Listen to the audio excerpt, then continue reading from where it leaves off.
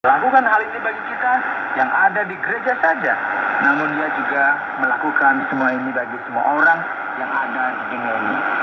Jika orang tersebut menerima fakta ini, menerima obat bagi dosa-dosa kita, maka mereka akan diselamatkan. Saudaraku, ketika kita berbicara mengenai yang percaya dan yang nggak percaya, Yohanes mulai menuliskan kepada kita tentang apa yang sedang terjadi dalam gereja tersebut. Ada orang-orang yang percaya bahwa mereka lebih hebat dari orang lain. Kira-kira ada pengalaman?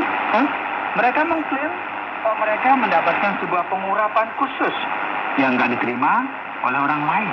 Jadi inilah alasan mengapa kata pengurapan akan digunakan beberapa kali dalam pasal ini.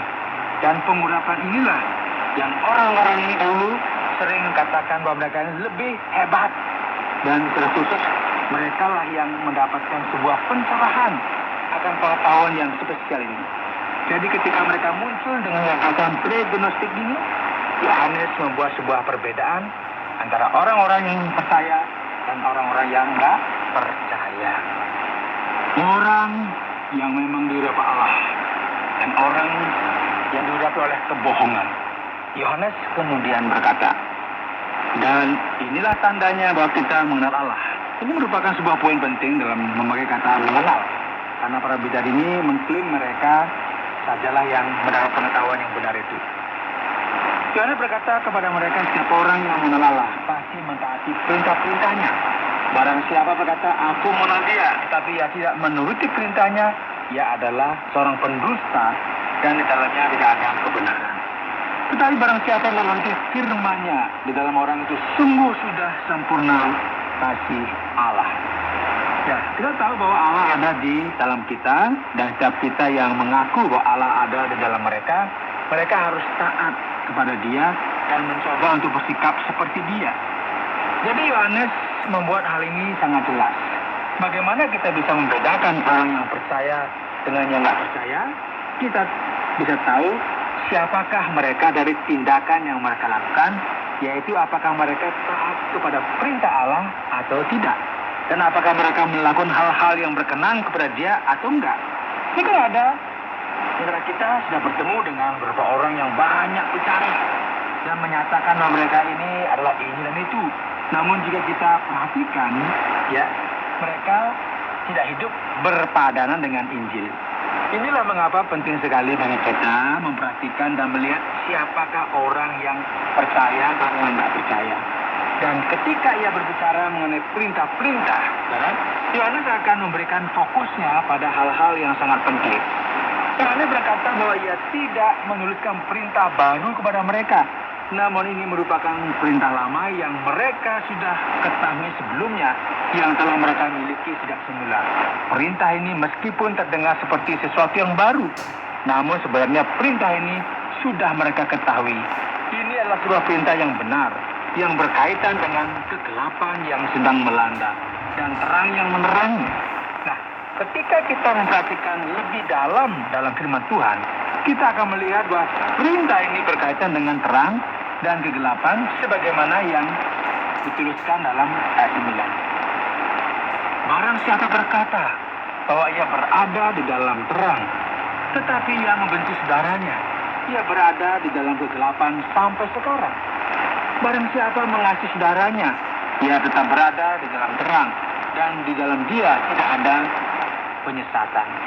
Tetapi barang siapa membenci saudaranya, ia berada di dalam kegelapan, dan hidup di dalam kegelapan, ia tidak tahu kemana ia pergi, karena kegelapan itu telah membutakan matanya. Jadi sekarang menarik sekali ya, kita melihat bahwa para bidat ini, orang-orang yang tidak ada di dalam terang ini, tidak mengenal kebenaran ini, bukan hanya tidak taat kepada perintah Allah, saudara, namun mereka juga mengklaim bahwa mereka ini lebih hebat, lebih rohani dari orang lain. Bukannya memperlakukan orang lain dengan kasih sebagaimana yang diajarkan oleh Injil, namun yang mereka lakukan ini justru memberikan diskriminasi terhadap orang lain. Mereka menganggap bahwa mereka ini lebih hebat dari orang lain, serta menganggap orang lain sebagai orang yang belum mendapat pencerahan dan lebih rendah dari mereka. Dan ini Yohanes mengatakan, barang siapa mengasihi saudaranya ada di dalam terang. Mereka lah kelompok orang-orang yang percaya. Jadi bagaimana dengan Anda sekalian, saudaraku? Apakah Anda termasuk dalam kelompok orang yang percaya atau enggak ini ya? Ya, mari kita perhatikan. Dalam memahami penebusan, macam apakah yang ada dan setelah Anda terima dalam hidup Anda dan yang telah Anda percayai. Yohanes menuliskan, aku menulis kepada kamu, hai bapak-bapak, karena kamu telah mengenal Dia yang ada dari mulanya. Aku menulis kepada kamu, hai orang-orang muda, karena kamu telah mengalahkan yang jahat. Dalam ayat ini, ketika Yohanes menyebut bapak-bapak dan orang muda, seringkali kita berpikir yang dimaksud adalah orang yang muda dan orang yang lebih tua. Namun kata ini kemungkinan besar merupakan referensi dari orang Kristen yang sudah matang, yang sudah dewasa, dan orang Kristen yang belum matang dalam kekristenannya.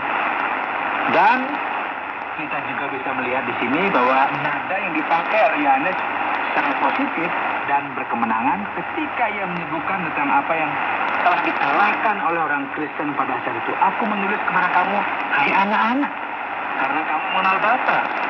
Aku menulis kepada kamu, hai bapak-bapak, karena kamu mengenal Dia yang ada dari mulanya. Aku menulis kepada kamu, hai orang-orang muda, karena kamu kuat dan firman Tuhan diam di dalam kamu dan kamu telah mengalahkan yang jahat. Ya, ini merupakan sebuah kata-kata yang kita sebut sebagai dorongan ya. Sebagaimana yang kita bisa lihat di sini, Yohanes terlepas dari konflik yang sedang terjadi serta hal-hal yang diajarkan oleh para bidah dan hal-hal sulit yang terjadi, ia percaya bahwa Allah sedang bekerja di antara umatnya. Dan kini ia akan menyampaikan sebuah perbedaan antara mereka yang percaya dan mereka yang nggak percaya. Janganlah kamu mengasihi dunia dan apa yang ada di dalamnya. Jika orang mengasihi dunia, maka kasih akan Bapa tidak ada di dalam orang itu. Semua yang ada di dalam dunia, yaitu keinginan daging dan keinginan mata serta keangkuhan hidup, bukanlah berasal dari Bapa, melainkan dari dunia. Nah, ketika bagian ini berbicara mengenai dunia, yang dimaksudkan di sini bukanlah dunia seperti yang ada saat ini, namun sistem anti Allah yang sedang bekerja di dunia ini, yaitu segala bentuk keserakahan, ya, mementingkan diri sendiri dan dosa yang ada di dalam dunia ini. Namun kebenarannya adalah bahwa satu-satunya hal yang sangat penting adalah kehendak Allah itu sendiri. Cara yang dikasih oleh Tuhan, jika Anda merupakan kelompok dari orang-orang yang nggak percaya, maka Anda perlu mengikuti sistem anti Allah ini yang berlaku sesuai dengan aturan ini. Hanya orang-orang yang telah dikuasai oleh kesombongan dan pengetahuan yang salah sajalah yang akhirnya berjalan dalam hal ini. Dan Yohanes sekarang akan mengemas pasal ini dengan menjelaskan kebenaran bahwa ada kuasa jahat yang ada di balik dunia ini dan di balik orang-orang yang nggak percaya. Ia berkata, lihatlah ini, hai kamu sekalian, akhir zaman sudah dekat dan nanti